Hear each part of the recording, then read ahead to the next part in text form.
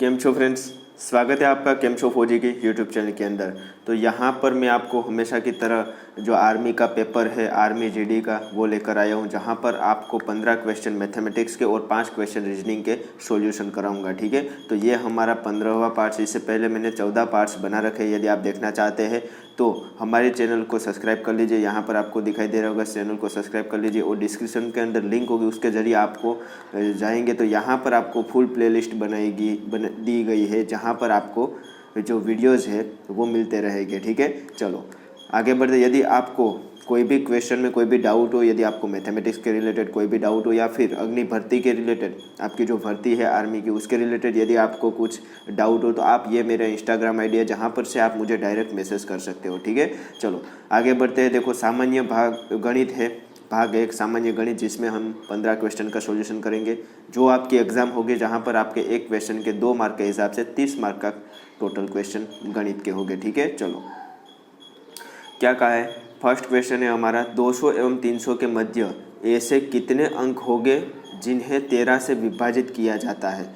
तो 13 से विभाजित 200 और 300 के मध्य जो संख्या है वो हमें ज्ञात करनी है। तो सबसे पहले क्या करना है आपको, 200 को आपको 13 से डिवाइड करना है और 300 को आपको 13 से डिवाइड करना है। ठीक है, अब 13 से इसे डिवाइड करेंगे तो 13 से 1 कम 13, यहाँ पे 7 13 5 65, यानी कि 5 कैरी बचेगी, 5 शेष बचेगी। यहाँ पे क्या होगा, 13 दूनी 26, 13 दूनी 26, 4 13 39, यानी कि 39। ये 1 कैरी, यहाँ पे 1 शेष बचा, यहाँ पे 5 शेष बचा। तो अब यहाँ पे देखो, अब क्या करना है, यहाँ पे हम 13 गुणा 15 करेंगे तो वो संख्या यहाँ पे 5 शेष बचेगी, यानी कि वो संख्या क्या होगी, 200 से बड़ी होगी। क्या होगी, 200 से बड़ी। अब यदि हम 13 गुणा 15 करेंगे और जो संख्या आएगी वो आपकी 200 से 13 से डिवाइड हो जाएगी, यानी कि 13 गुणा 15 करने से एक संख्या मिलेगी और दूसरी लास्ट में यहाँ पे 300 से छोटी, यदि 13 गुणा हम 23 करेंगे, 13 गुणा हम यहाँ पे 23 है, ठीक है, क्या है 23, 13 गुणा 23 करेंगे तो वो 300 से बड़ी मिलेगी, लेकिन हमें उसके बीच में चाहिए, 300 से छोटी चाहिए। तो हम क्या करेंगे, 13 गुणा 22 करेंगे। ठीक है, तो एक है 15 करने से और लास्ट में संख्या है 22 करने से। तो 13 गुणा 15, 13 गुणा 14, 13 गुणा 15, 13 गुणा 16, 13 गुणा 17, 18, ऐसे 22 तक करने से जो भी संख्या मिलती है वो आपकी 13 से डिवाइड हो जाएगी। तो वो संख्या कौन सी होगी, तो आपको संख्या गिननी है। 15 से लेकर 22 तक कितनी संख्या है, 15, 16, 17, 18, 19, 20, 21 और 22, तो 8 संख्या है। तो ऐसी कौन सी संख्या, कितनी संख्या, 8 संख्या है जो 200 एवं 300 के मध्य 13 से डिवाइड हो सके। ठीक है, चलो इस प्रकार से आपको करना है। देखो, यदि आपको समझ में नहीं आया तो अगला एग्जाम्पल देखो, 8 और 16 के मध्य, 8 और 16 के मध्य 3 से विभाजित संख्या कितनी है, ये आप बता सकते, ऐसे डायरेक्ट बता सकते। 3 तिया 9, 3 तिया 9, ठीक है, 3 चौक 12, 3 पंचा 15, यानी कि ऐसी 3 संख्या है किसके बीच, 8 और 16 के बीच, तो जो आपकी 3 से डिवाइड होगी। यदि मैंने यहाँ पे बड़ी संख्या हो तो क्या करेंगे, मैंने कहा था आपको 3 से डिवाइड कर देना है। ठीक है, 3 से विभाजित चाहिए तो 3 से डिवाइड कर देंगे। 3 दूनी 6, 2 शेष बचा, 3 5 15, 1 शेष बचा। ठीक है, अब यहाँ पे आप देख सकते हैं ये क्या है, 3 से 2, 3 से क्या 2, 3 दूनी 6 होगा तो वो संख्या 8 से छोटी होगी। यदि 3 गुणा 7 करें, 3 गुणा 3 करेंगे तो वो संख्या 8 से बड़ी होगी और वो संख्या 3 से विभाजित हो जाएगी, यानी कि यहाँ पे 3 गुणा 3 करने से वो संख्या मिलेगी और लास्ट में 3 गुणा 5 करेंगे, वो संख्या क्या आएगी, ये 16 से तो कम ही आएगी, वो संख्या 16 से तो कम ही आएगी, यानी कि और विभाजित भी होगी 3 से, यानी कि 3 गुणा 5। अब 3 और 5 कितनी संख्या, 3 4 और 5, 3 संख्या ये है, 3 4 और 5, जिसके साथ 3 से गुणा करने से हमें भाज्य संख्या 3 से मिलती है। तो कितनी संख्या होगी यहाँ पर 3। इस प्रकार से आपको सोचना है। ठीक है, चलो आगे बढ़ते हैं। अगला क्वेश्चन है, एक रोम्बस का क्षेत्रफल निकाले जिनका कर्ण 16 सेंटीमीटर और 18 सेंटीमीटर हो। अब 16 सेंटीमीटर 18 सेंटीमीटर कर्ण दिया हुआ हो और रोम्बस का आपको क्षेत्रफल निकालना है, तो वो आपको बस याद रखना है, 1/2 कर्ण का आपको क्या करना है, गुणाकार कर देना है। तो 16 गुणा 18 कर देना, वही आपका आंसर होगा। 2 से ये 8 बार जाएगा, 18 18 144, तो 144 वर्ग सेंटीमीटर क्या है, रोम्बस है, उसका क्या है, क्षेत्रफल है। ठीक है, कर्णों का गुणा और उसके बटे में 2 करने से आपको जो क्षेत्रफल है रोम्बस का वो निकल जाएगा। चलो आगे बढ़ते, अगला है, घास के मैदान में एक घोड़ा 28 मीटर लंबी रस्सी से बंधा हुआ है। कितने मीटर, 28 मीटर। बताइए कितने मैदान की घास वो चर सकता है, यानी कि उसका क्षेत्रफल निकालना है। अब घास के मैदान में घोड़ा 28 मीटर लंबी जो रस्सी है वहाँ से बंधा हुआ है, यानी कि क्या है, आर दिया हुआ है। यदि ये घास का मैदान है, यदि कोई मैदान है घास का, कोई भी मैदान, मान लो ये हरा हरा है, वो घास का मैदान है, यहाँ पर वो 28 मीटर लंबे, यहाँ पर घोड़ा बंधा हुआ है, यहाँ पर क्या है, घोड़ा चल रहा है। ठीक है, तो इस प्रकार से वो चलेगा, इस प्रकार से चलेगा, यानी कि एक सर्कल क्रिएट होगा जिसकी रेडियस क्या होगी, जिसकी त्रिज्या 28 सेंटीमीटर होगी। तो उसका हमें क्षेत्रफल निकालना है, तो ये वाला आखा पूरा एरिया निकालना है, कितनी घास चलेगा, तो क्षेत्रफल के बराबर घास चलेगा, यानी कि पाई आर स्क्वायर के बराबर घास चलेगा। तो 22/7 गुणा आर स्क्वायर, यानी कि 28 गुणा 28, तो 7 से 4 बार गए 28, 22 चौक 88, 88 गुणा क्या करेंगे हम, 28 करेंगे, तो 0 2 8 16 1 17, यहाँ पे 8 8 4 6 70, तो 2464 वर्ग मीटर आपका क्या होगा, क्षेत्रफल होगा, जहाँ पर घोड़ा जो है वो घास चरेगा। ठीक है, चलो बस इसी प्रकार से आपको करना। अगला है, कितने समय में कौन सा धन आपसे 3 गुना हो जाएगा, यदि अपने से 3 गुना हो जाएगा यदि साधारण ब्याज की दर 10% प्रति सैकड़ा प्रति वर्ष हो। ठीक है, देखो कितने समय में धन अपने से 3 गुना हो जाएगा। धन क्या है, पी है, पहले अपने से 3 गुना हो जाएगा, यानी कि पी से क्या हो जाएगा, 3 गुना, यानी कि 3p। अब ये यहाँ से यहाँ तक पहुँचने में समय कितना लगेगा, जबकि ब्याज की दर यानी कि आर दिया हुआ है 10% और प्रति सैकड़ा प्रति वर्ष, ठीक है, 10 प्रति वर्ष ऐसा हो, तो आपको निकालना है क्या, जो समय है, समय अवधि निकालनी है।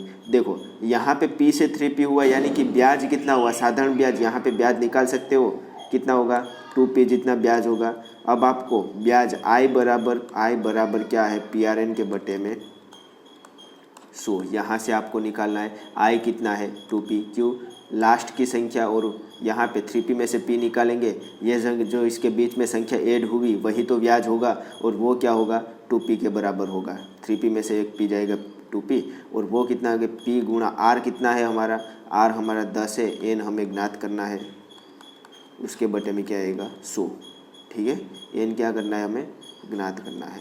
चलो 10 से ये क्या जाएगा, ये 0 चला जाएगा, तो p से p चला जाएगा, तो बचेगा क्या, n बराबर 2 गुणा 10, यानी कि कितना होगा, 20 वर्ष।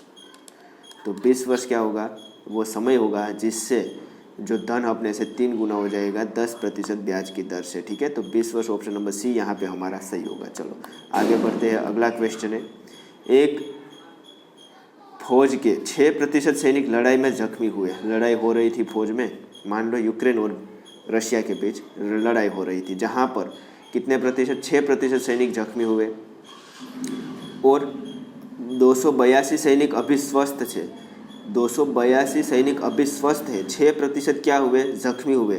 तो यहाँ से मैं कह सकता हूँ कि 94% क्या हो गए, 94% आपके जो है वो एकदम सही स्वस्थ हो गए, क्या हो गए, स्वस्थ। और वही सैनिक तो दिया हुआ है कितना, 282। यदि 6% सैनिक लड़ाई में जख्मी हुए तो बचे कितने, 100 में से 6, यानी कि 94%। तो 94% क्या है, बचे हुए, यानी कि सही सलामत है, और उसकी संख्या आपको दी हुई है 282।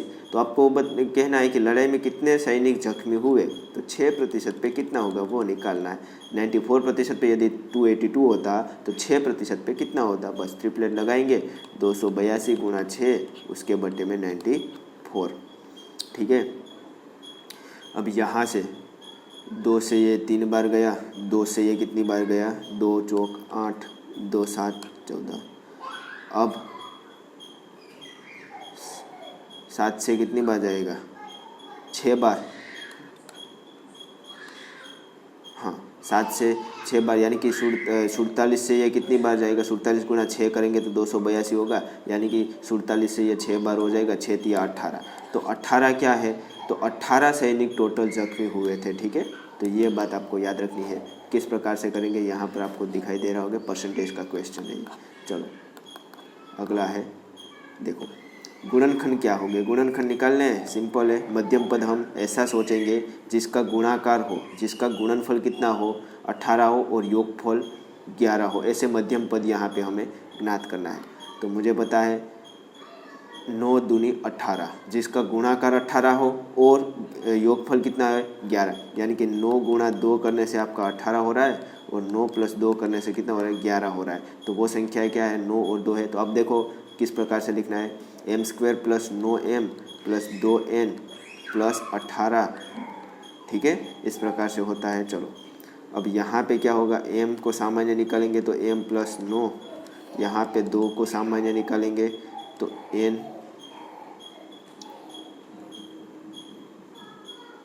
mn। ठीक है, mn होगा ना, यहाँ पे mn, सॉरी, हाँ यहाँ पर mn होगा। अब यहाँ पे क्या होगा,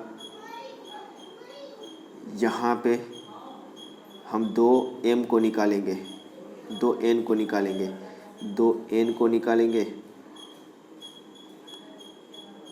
n², इस प्रकार से दिया। 2n को निकालेंगे तो क्या बचेगा, m प्लस 9, 2n है। ठीक है, चलो यहाँ पे n है। अब बचेगा क्या, m प्लस 2n और m plus 9, m plus 9n, sorry, हाँ m प्लस 9n, यानी कि m प्लस 2n और m प्लस 9n, यानी कि ऑप्शन नंबर ए यहाँ पे हमारा सही होगा।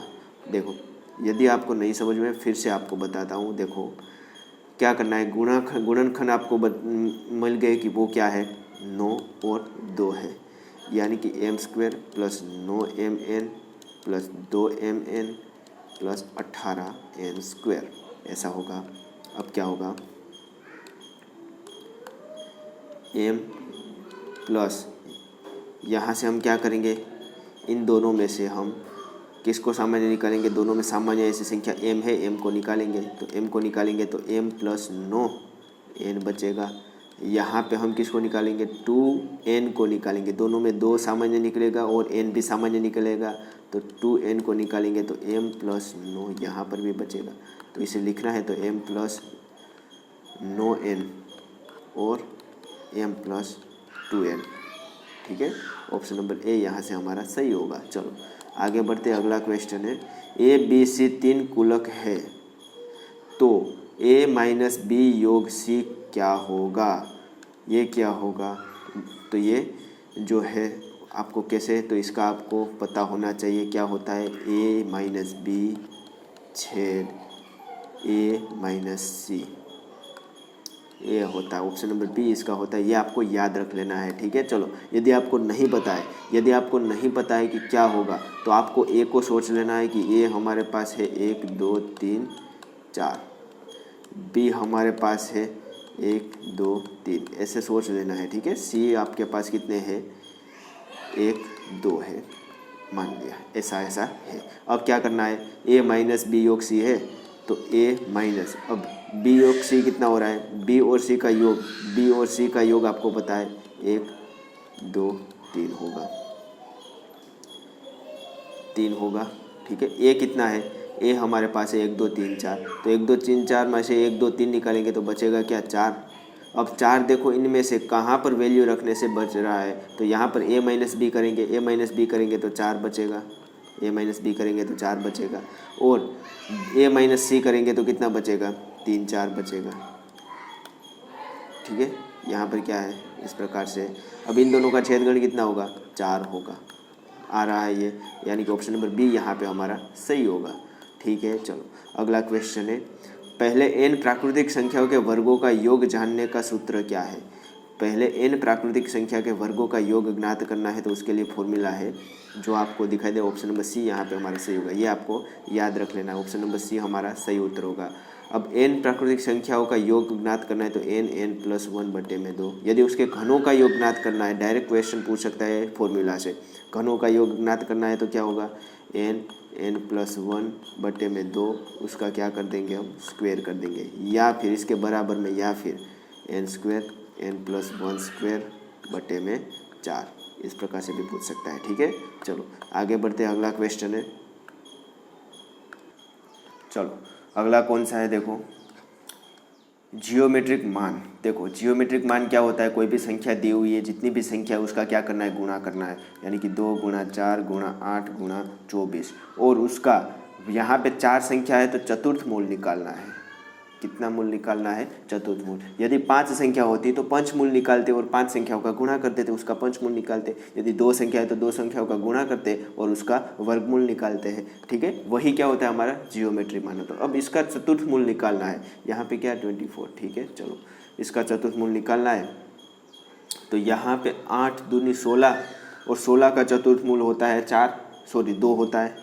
2 दूनी 4 दूनी 8 दूनी 16, यानी कि 2 का 4 घात करने से 16 आ रहा है, यानी कि 16 का हमें मिल गया, यानी कि ये 2 और 8 का क्या होगा, 2 होगा। ठीक है, अब देखो ये 4 और 24 इसका क्या होगा, तो 4 और 24 का बता सकता है कोई, 4 और 24, तो उसका हमें चतुर्थ मूल निकालना है। तो 2 × 2, 24 को हम क्या लिखेंगे, 2 × 2 दूनी 4, 4 6 24, 6, इस प्रकार से होता है। 2 × ये क्या है, 4 को हम 2 × दे लिखेंगे और 24 को हम क्या लिखेंगे, ये 4 कहाँ से आया, यहाँ पर तो 6 था। अरे यार ठीक है, चलो यहाँ पर 6 था ना, ठीक है, चलो एक सेकंड, माय मिस्टेक। चलो यहाँ पर 6 था, तभी तो मैं सोचूं कि नहीं आ रहा है। अब 6 है तो क्या करेंगे, 6 को मैं लिखूँगा 6, तो 6 का लिखूँगी, क्या लिखेंगे, 2 × 6, और 24 का क्या होगा, 8, 6 × 24,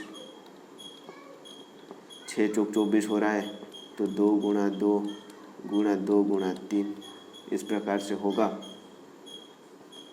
कि नहीं होगा, हाँ होगा।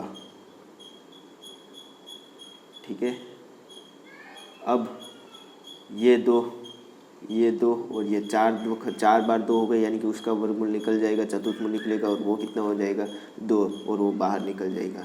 बचेगा क्या, 3 का वर्गमूल। समझ में आया कि नहीं, 3 × 3 है, उसकी चतुर्थ मूल तो नहीं निकलेगी। ये क्या है, देखो नहीं समझ में आया, देखो 3 का वर्ग लिखते हैं और उसकी 1/4, चतुर्थ मूल को 1/4, यानी कि 1/2 बचा, तो 2 × 2 × 3 की 1/2। ठीक है, 1/2 क्या है, वर्गमूल है, तो वर्गमूल के अंदर 3, ऐसा होता है। तो यहाँ पे आपका आंसर साफ साफ दिखाई दे रहा है कि ए नहीं हो सकता, सॉरी बी नहीं हो सकता, सी नहीं हो सकता, डी नहीं हो सकता, लेकिन ए होगा, यानी कि ऑप्शन नंबर ए यहाँ पे हमारा सही होगा। ये दोनों तो वर्गमूल के अंदर आ रही, वर्गमूल के अंदर संख्या कौन सी है, सिर्फ ए ही है, यानी कि वही आपका सही आंसर होगा। लेकिन मेरे दोस्त आप पूछेंगे कि 48 ला कर बताओ, चलो ला कर बताते। देखो ये 4 है, 4√3, ये क्या है 48 ही है, 4 अंदर जाएगा तो क्या हो जाएगा, 16 हो जाएगा, तो 3 × 16 कितना होगा, अंडर रूट के अंदर 48।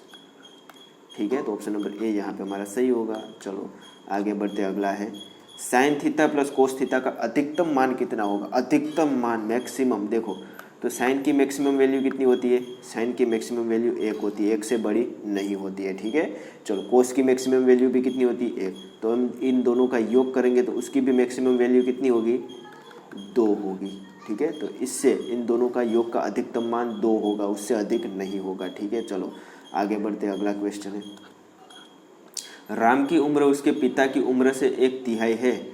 राम की उम्र मान लो 1 से, उसके पिता की उम्र से 1/3 है, यानी कि उसके पिता की उम्र y है, तो y की क्या है 1/3, वो क्यों नहीं x। दोनों की उम्र का योग x + y कितना है 60 वर्ष है, तो राम की आयु चाहिए, यानी कि y राम की आयु चाहिए यानी कि एक्स की उम्र चाहिए। एक्स कौन है? राम। राम की उम्र चाहिए तो यहाँ पर क्या करेंगे, वाई की वैल्यू रखेंगे। यहाँ से वाई की वैल्यू कितनी होगी? वाई बराबर 3x, तो यहाँ पे रख देंगे। तो 4x बराबर 60, तो x बराबर कितना होगा? 15। तो राम की उम्र कितनी होगी? 15 वर्ष का राम होगा। ऑप्शन नंबर बी यहाँ पे हमारा सही होगा। ठीक है, चलो आगे बढ़ते हैं। अगला क्वेश्चन है इनके गुणनखंड। देखो फिर से गुणनखंड जैसा है, तो क्या करेंगे? देखो आसान है, कुछ नहीं करना। देखो 6 और 5 का गुणा करना है, कितना हो रहा है? 30। तो आपको 30 के ऐसे 2 डिवाइड करने हैं, 30 को ऐसे 2 भागों में विभाजित करना है। आपको पहले मध्यम पद ज्ञात करना है, तो क्या करेंगे? 6 और 5 का गुणा करेंगे, 30 आ रहा है, तो 30 को ऐसे 2 भागों में विभाजित करेंगे कि गुणाकार कितना हो? 30 हो, और उसका योगफल जो भी हो, योगफल कितना हो? -13 हो। योगफल कितना हो?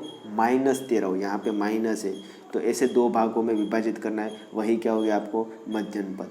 तो 10 तिया 30 होता है, 10 तिया 30 होता है, तो -10 और -3 इन दोनों का गुणाकार करने से +30 होता है। गुणाकार +30 होना चाहिए, और योगफल इन दोनों का -13 हो रहा है। तो ऐसी संख्या मिल गई तो मध्यम पद मिल जाएगा। देखो मध्यम पद कैसे लिखना है? 6x² -10x -3x +5। ठीक है, अब यहाँ से मैं निकालूंगा 2 को और x को, तो 3x -5। अब यहाँ से मैं निकालूंगा -1 को, 3x -5, यहाँ पर भी वही बचेगा। ठीक है, तो 2x -1 और 3x -5, तो ये आपका सही आंसर होगा। तो ऑप्शन में कौन सा है? 3x -5, 3x -5 और 2x -1, ऑप्शन नंबर सी यहाँ पे हमारा सही होगा। दूसरा एक तरीका है वैल्यू पुटिंग। यदि आपको गुणनखंड निकालना नहीं आता है मेरे दोस्त, तो वैल्यू रखनी है, एक्स और एक्स की वैल्यू यहाँ पे आपको रखनी है। क्या रखनी है? एक्स की वैल्यू रखनी है। अब एक्स की ऐसी वैल्यू रखनी है जो आपको आसान रहे। ठीक है, थोड़ा सोचो, एक्स की वैल्यू में 1 रख के करता हूँ तो थोड़ा आसान रहेगा। एक्स की वैल्यू 1 रखूँगा तो यहाँ पर कितना आंसर आएगा? तो 6 -13 +5। तो यहाँ पे बचेगा कितना? 6 में से 13 में से 6 जाएगा तो 7, -7 +5 यानी कि 2। अब 2 उत्तर, x की वैल्यू 1 रखने से 2 उत्तर कहाँ पे आ रहा है वो आपका सही होगा। ऑप्शन 1 में क्या आ रहा है? देखो 2 -5 और उसका गुणा 3 -1, यहाँ पे उत्तर आपका माइनस में आएगा। ठीक है, किस में आएगा? माइनस, क्योंकि यहाँ पे माइनस होगा, ये प्लस होगा, माइनस में उत्तर आएगा। यहाँ पे हमें प्लस में चाहिए, ये नहीं होगा। फटाफट आपको करना है। ठीक है, चलो यहाँ पे आपका उत्तर देख सकते हैं, यहाँ पर भी क्या आएगा? माइनस में उत्तर आएगा, ये नहीं हो सकता। अब यहाँ पे देखना है। ठीक है, और उत्तर भी आपको -7 + 5 यानी कि -2 होगा। अब यहाँ पे भी नहीं होगा, यहाँ पर भी -2 नहीं आएगा, यहाँ पर भी नहीं आएगा। क्या यहाँ पे आएगा? तो 2 + 5 और 3 -1, तो यहाँ पे प्लस में आएगा, यानी कि ये नहीं हो सकता। यहाँ पे देखते हैं, देखो -2 लाना है तो 2 -1, और यहाँ पे क्या आएगा? 3 -5, तो यहाँ पे 1 और उसका गुणा -2 से, यानी कि -2 यहाँ पे आपका आएगा, यानी कि ऑप्शन नंबर सी यहाँ पे हमारा सही होगा।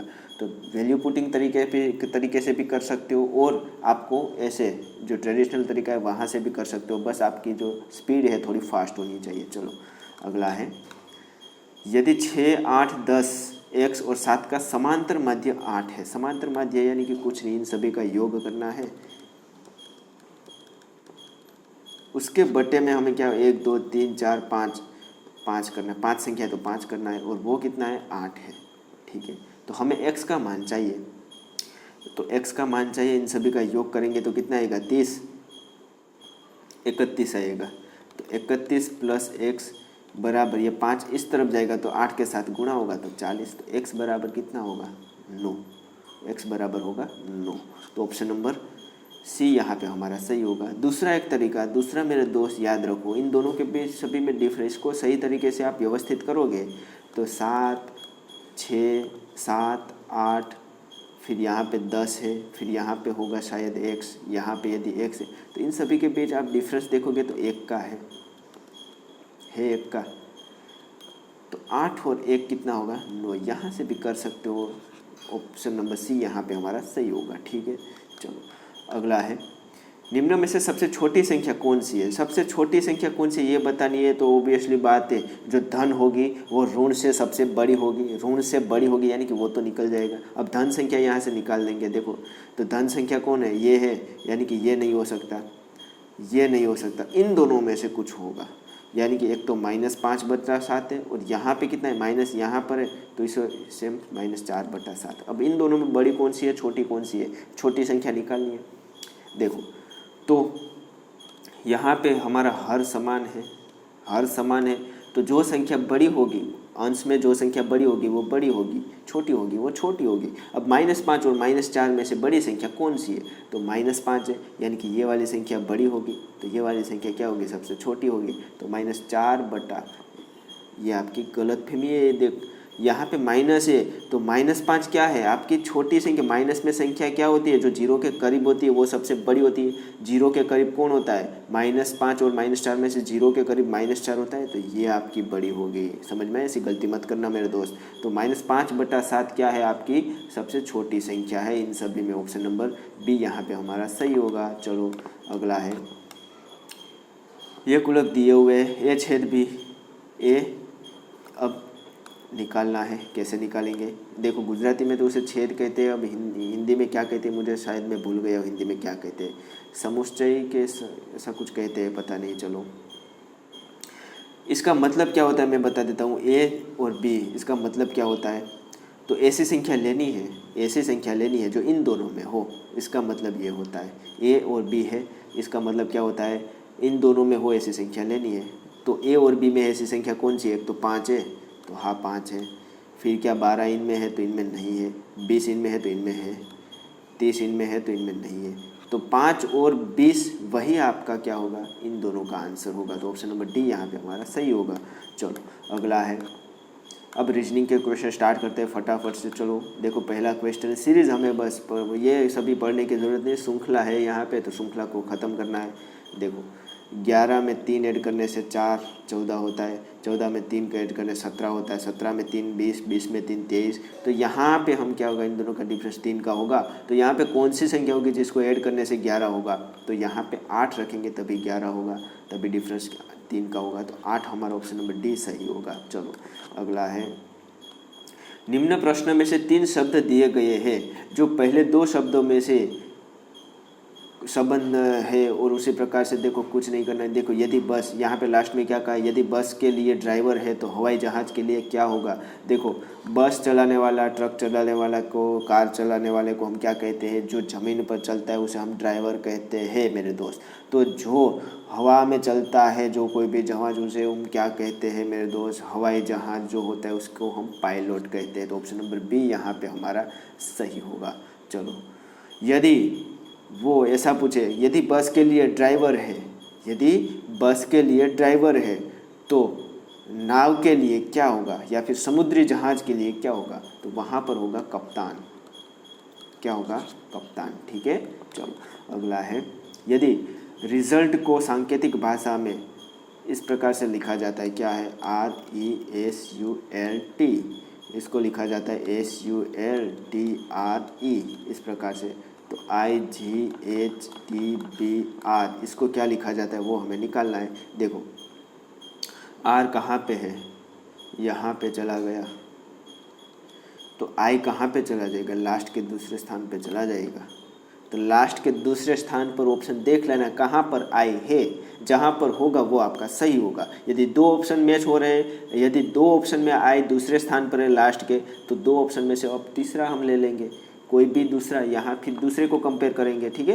यदि यहाँ पे आप देखेंगे तो I लास्ट के दूसरे स्थान पे आएगा, तो लास्ट के दूसरे स्थान पर यहाँ पर ही है, तो ये वाला ऑप्शन यहाँ पे हमारा सही होगा। बाकी सभी क्या है? गलत है। ठीक है, तो ये वाला ऑप्शन हमारा सही होगा। चलो यदि अभी भी समझना है, देखो अब R यहाँ पे आया, I यहाँ पे आ गए। अब E है वो, इसका स्थान कहाँ पे? लास्ट में है। तो G का स्थान कहाँ पे होगा? लास्ट में होगा यहाँ पर। तो यहाँ पर G है तो यहाँ पर भी G है। ठीक है। फिर HTBRG इसी प्रकार से होगा। चलो यहाँ पे अब अगला क्वेश्चन है, त्रिवेंद्रम क्या है? त्रिवेंद्रम। इसका क्या करना है हमें, इनमें से 4 अन्य शब्द बनाए गए हैं और कौन सा शब्द इन शब्द का उपयोग करके नहीं बना हुआ है ये आपको निकालना है। ठीक है, अब रेन है तो RAIN, तो आई यहाँ पे क्या, आई यहाँ पे है और एन कहाँ पे, यहाँ पे है, तो यानी कि ये वाला ऑप्शन सही है, इसमें से बनाया गया है। ठीक है, तो नहीं लिखा जा सकता ऐसा निकालना है। अब डी देखो, डी इसमें भी है, DRUM, तो DRUM ठीक है, चलो इसे भी बनाया जा सकता है। ट्रेन TRAIN ठीक है, चलो इसे भी बनाया जा सकता है। ड्रंक DRUNK, तो DRUNK, के कहाँ पे है, के इसी में कहीं पर भी नहीं है, यानी कि ये वाला ऑप्शन हमारा गलत है, यानी कि ऑप्शन नंबर डी क्या होगा इस क्वेश्चन का सही आंसर होगा। चलो आगे बढ़ते हैं, अगला क्वेश्चन है, लास्ट क्वेश्चन है, उम्र संबंधित है। देखो, अरुण आनंद का भाई है। अरुण क्या है, अरुण आनंद का भाई है। चलो लिखते हैं, ग्राफ बनाते हैं। देखो, अरुण आनंद का भाई है, इस प्रकार से दर्शाएंगे। सुषमा आनंद की माँ है। आनंद की माँ है, कौन है, सुषमा, यानी कि वो अरुण की भी माँ होगी, सुषमा। ठीक है, चलो। प्रकाश सुषमा का पिताजी है। प्रकाश कौन है, सुषमा का पिताजी है। सुषमा का पिताजी प्रकाश है, तो यहाँ पे लिखता हूँ प्रकाश, ये है सुषमा, इन दोनों के 2 बेटे हैं, इनके सुषमा के 2 बेटे हैं, अरुण और आनंद। मधु प्रकाश की माँ है। अब मधु कौन है, प्रकाश की माँ है, ओ मधु। चलो, तो मधु से, अरुण मधु से किस प्रकार से संबंधित है, अरुण मधु से किस प्रकार से संबंधित है। अरुण जो है मधु से, यानी कि अरुण मधु को क्या होता है, तो उसके पुत्र के पुत्र, उसके पुत्र के पुत्री का पुत्र पड़पोत्र होता है, पड़पोत्र, यानी कि ऑप्शन नंबर सी यहाँ पे हमारा सी। एक होता है पुत्र, पुत्र किसे कहते हैं, पुत्र को, जो पुत्र तो आपको डायरेक्ट, जिसका मधु का पुत्र कौन है, प्रकाश। अब पौत्र किसे कहते हैं, तो क्या मधु के पुत्र का पुत्र क्या होगा, इसका पौत्र होगा। ठीक है, और पड़पोत्र किसे कहते हैं, तो पुत्र के पुत्र का पुत्र। ठीक है, चलो पड़पोत्र होता है, ऑप्शन नंबर सी यहाँ पे हमारा सही होगा। चलो, तो यहाँ पे 50 क्वेश्चन सभी फर्स्ट क्लास तरीके से आपको मैंने करा दिए। यदि आप ऐसे ही क्वेश्चन, आपको ऐसे लगता है कि मुझे मिलते रहे, तो हमारे चैनल को सब्सक्राइब कर दीजिए और ज़्यादा से ज़्यादा लोगों को ये वीडियो शेयर कीजिए। चलो मिलते हैं अगले लेक्चर में, तब तक जय हिंद, जय भारत।